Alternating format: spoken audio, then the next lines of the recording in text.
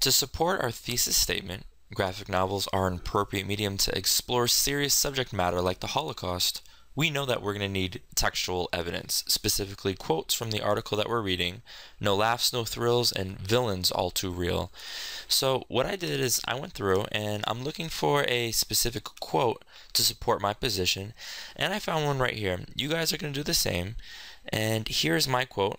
I'm simply going to highlight, copy and paste. You guys are going to write it down on your chart paper or in your notebook, and I'm going to paste it right here, and I can see that it says,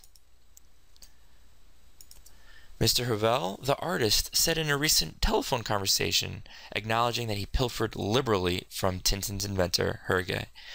So what does this mean, and how does it support our thesis statement?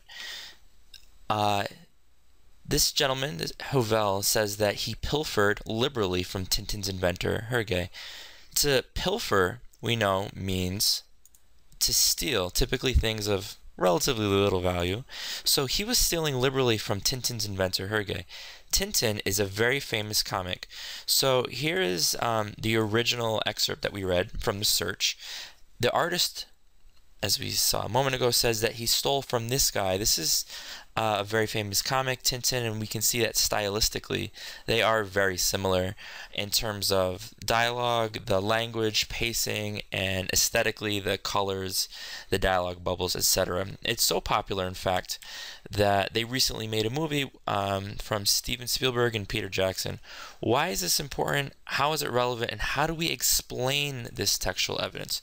So we can see that right here I have a quick explanation, and you guys are definitely going to want to support your quotes.